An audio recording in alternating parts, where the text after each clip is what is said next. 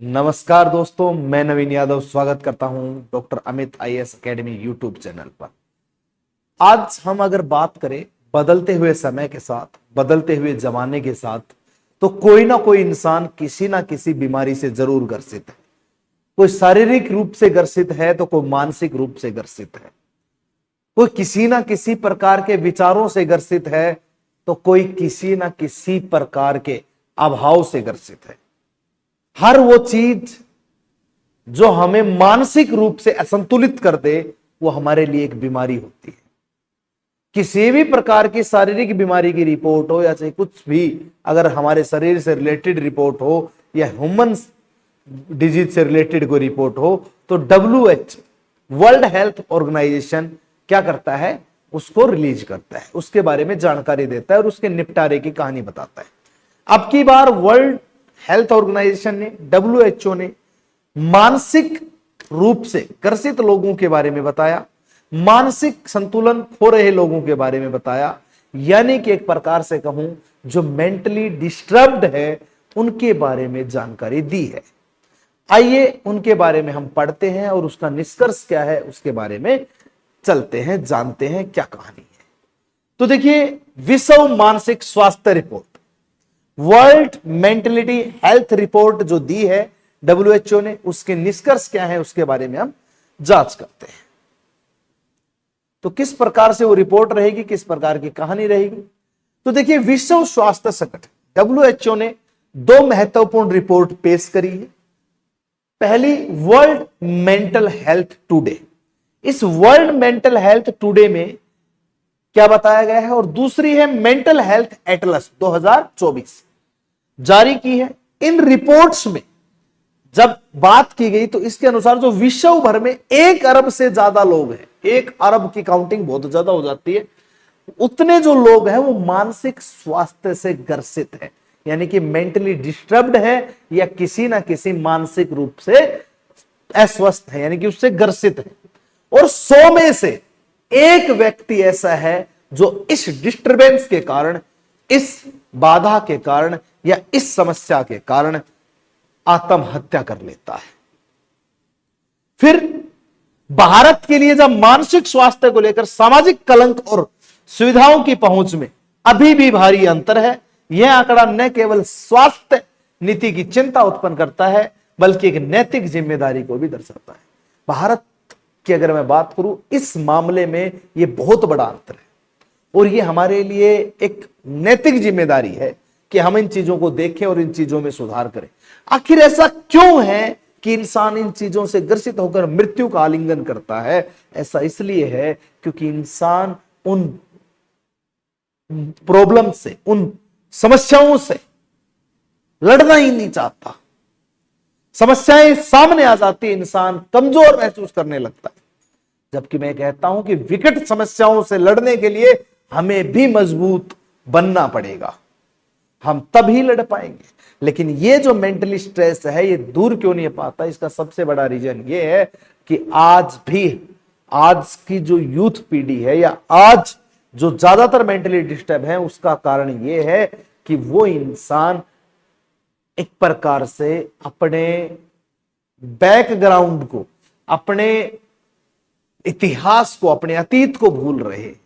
क्योंकि वो अपने अतीत में झांक के देखेंगे तो उन्हें वीरता के किस्से मिलेंगे, प्रॉब्लम से कैसे लड़ना है वो कहानियां मिलेंगी, बट वो नहीं लड़ पा रहे, वो नहीं समझ पा रहे, क्योंकि वो एक ऐसे युग में आ गए हैं कि उनका दिमाग उस लेवल की सोचने पर मजबूरी नहीं कर पा रहा है। फिर उसके बाद अगर मैं बात करूं तो विश्व मानसिक स्वास्थ्य पर WHO की रिपोर्ट के अनुसार निष्कर्ष क्या है? वैश्विक बोझ, विश्व की 13.6% आबादी वर्तमान में मानसिक विकार और आयु मानकीकृत व्यापकता से ग्रस्त है। मानसिक विकारों से ग्रस्त है, वो मेंटली विचार जो है उनसे ग्रस्त है, तरह तरह के विचार आते रहते हैं। वर्ष 2011 से 21 के बीच वैश्विक जनसंख्या वृद्धि की तुलना में इस व्यापकता में वृद्धि हुई है तेजी से।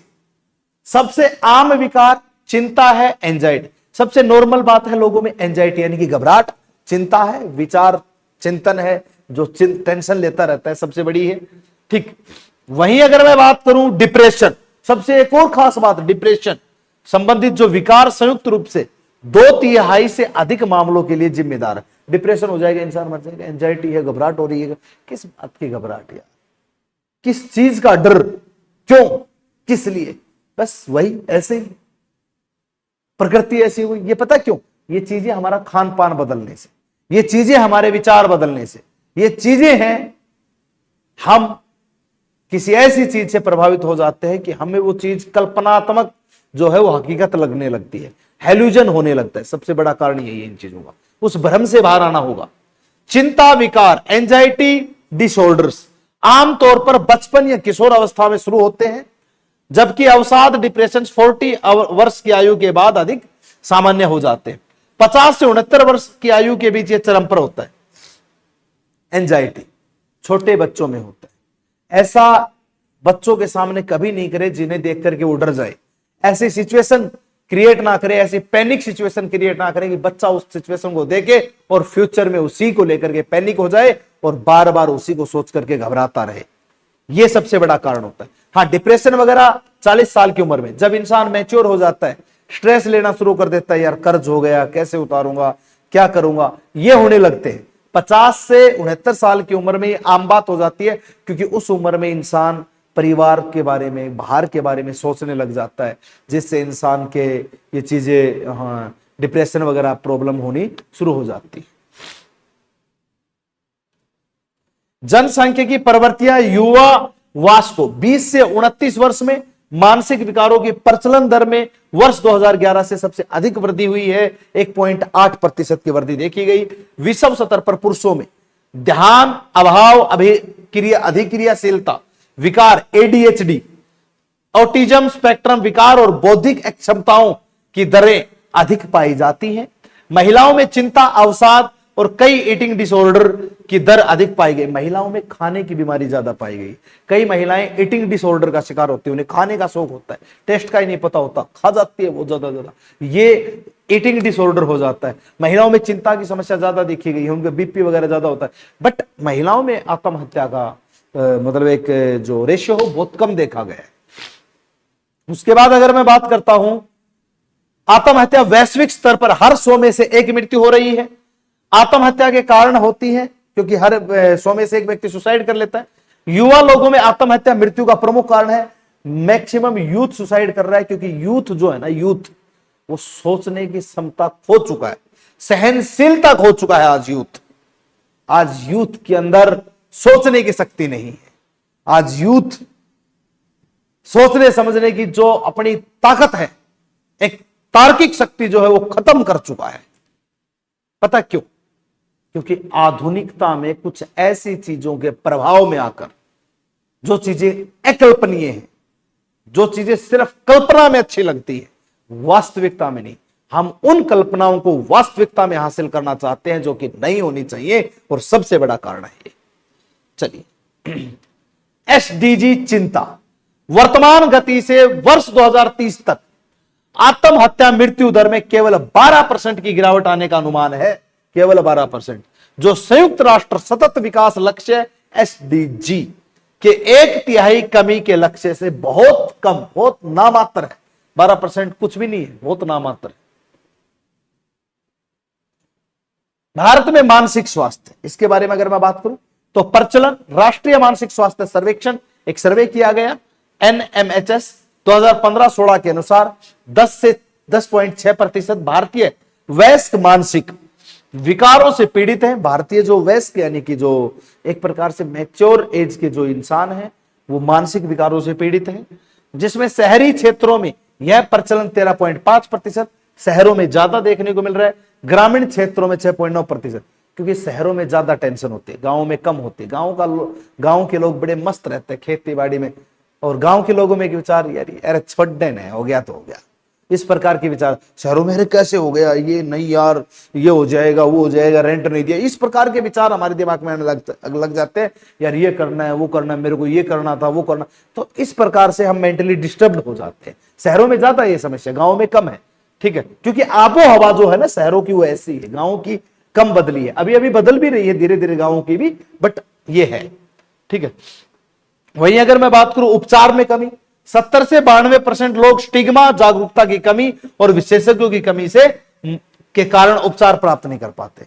70% से लेके 92% लोग ऐसे हैं जिनको सही गाइडेंस नहीं मिल पाती, उपचार में कमी रह जाती है, उनको एक प्रकार से प्रेरणा नहीं मिल पाती, मोटिवेट नहीं हो पाते, वो सबसे बड़ी जागरूक नहीं हो पाती, ये सबसे बड़ी कमी है। विशेषज्ञों की कमी के कारण उचित उपचार प्राप्त नहीं कर सकते। भारत में प्रति 1 लाख व्यक्तियों पर केवल 0.75 मनोरोग विशेषज्ञ जो साइकियाट्रिस्ट है उपलब्ध है। केवल 1 लाख व्यक्तियों पर केवल 0.75 है ही नहीं। तो भाई सबसे बड़ा मौका है, अगर आप साइकियाट्रिस्ट बनते हो तो देख लो, काउंसलिंग करनी है, लोगों को समझाना है मानसिक रूप से, बस इतना ही करना है। कितनी बड़ी बात है, पर वो समझाने भी हर किसी के बस की बात नहीं है, ट्रिक्स होती है, कलाएं होती है, और वो डॉक्टर से ही कर पाता है ऐसा, ये है।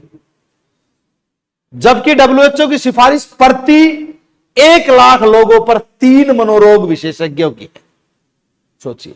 लेकिन डब्ल्यूएचओ की सिफारिश कहता है कि 1 लाख लोगों पर कितने होने चाहिए, 3 साइकियाट्रिस्ट होने चाहिए, 3 मनोरोग विशेषज्ञ होने चाहिए, बट है कितने, 0.75, एक भी परसेंट नहीं है, 3% होने चाहिए।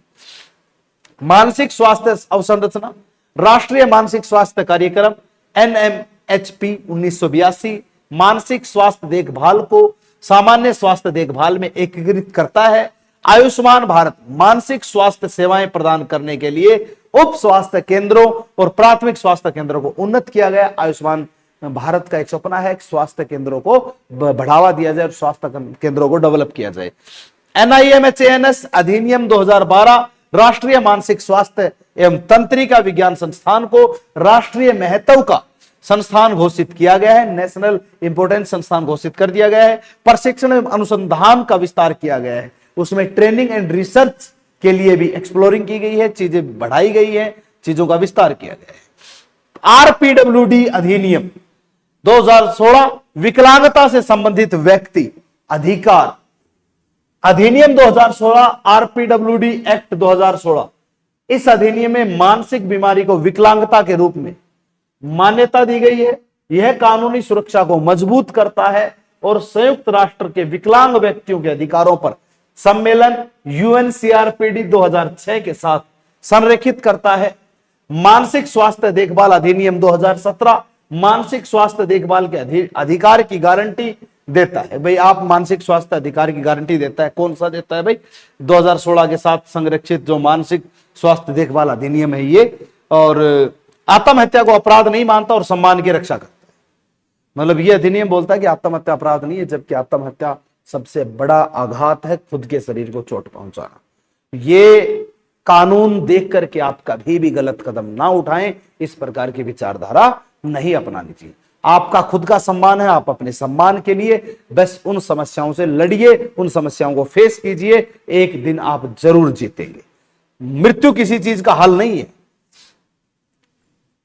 राष्ट्रीय स्वास्थ्य नीति 2017, इस नीति में मानसिक स्वास्थ्य को प्राथमिक स्वास्थ्य देखभाल में शामिल किया गया और मानव संसाधनों को सशक्त बनाने पर बल दिया गया है।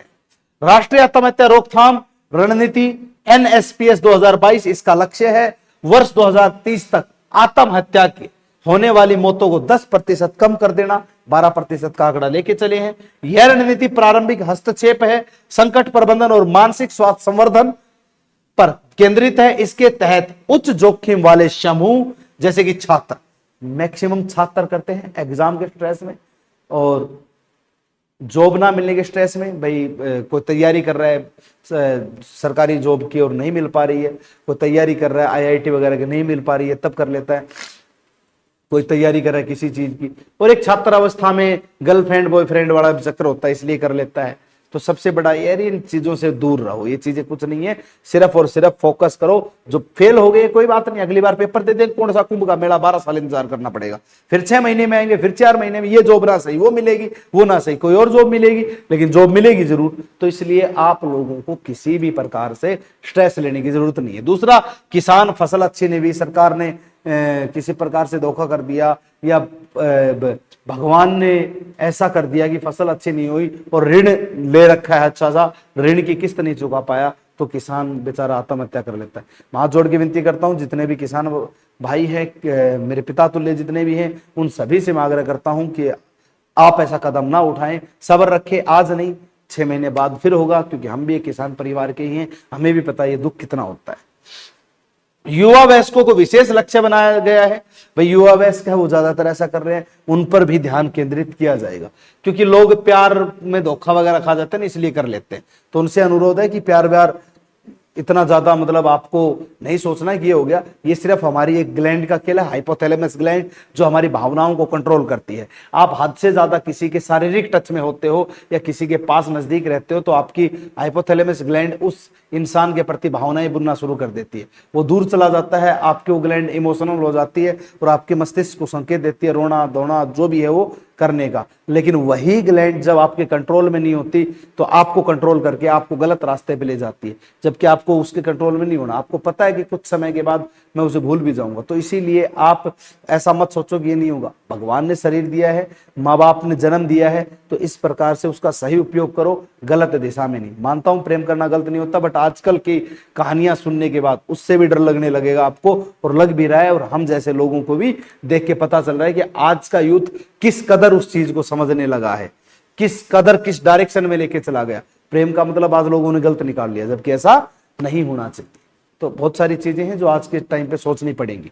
ठीक है, डिजिटल पहल इस चीज में क्या की गई है, IGOT दीक्षा 2020। यह कार्यक्रम स्वास्थ्य पेशेवर और सामुदायिक कार्यकर्ताओं को मानसिक स्वास्थ्य में प्रशिक्षण प्रदान करता है।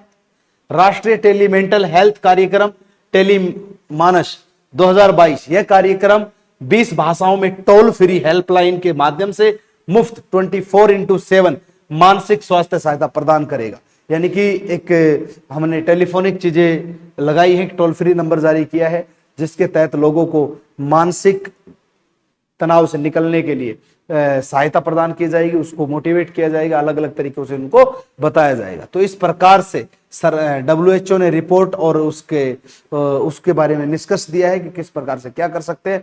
तो जितने भी इस प्रकार के विकारों से ग्रसित हैं उन लोगों को सलाह देता हूं, आप साइकियाट्रिस्ट से मिलिए या अच्छे सलाहकार से मिलिए, अच्छे प्रेरणा स्रोत से मिलिए और ऐसे गलत कदम उठाने से बचिए। ऐसे कदम आपको नहीं उठाने हैं। मैं ना ही इस चीज का समर्थन करता क्या भाई आत्महत्या करो, और ना ही मैं इस चीज को एक प्रकार से मैं कहूं कि इसको कभी मैं अच्छा भी मानूंगा। बहुत घटिया काम है खुद की हत्या करना, महापाप है आत्महत्या। इसलिए आप इन चीजों से बचिए, आपको ऐसा गलत कदम नहीं उठाना है। जीवन एक बार मिलता है और जीवन जो मिला है तो इसमें कुछ ऐसा करके जाओ कि दुनिया आपको सैल्यूट करे कि भाई था कोई ऐसा बंदा जो जिंदगी में ऐसा काम कर गया, था कोई भगत सिंह जो देश को आजाद करवा गया, था कोई गांधी जी जो देश के लिए आंदोलन करके अंग्रेजों से लड़ गया और देश को आजाद करा, था कोई सुभाष चंद्र बोस जिसने आजाद हिंद फौज बनाई, था कोई बटुकेश्वर दत्त जो अंग्रेजों की असेंबली में बम फेंक के चला गया। ये वो उदाहरण है जो इस देश में एक बार के जीवन में इतना बड़ा इतिहास रच गए। तो तुम्हें भी जीवन मिला है तो तुम भी एक इतिहास रचो और कीर्तिमान इतिहास रचो।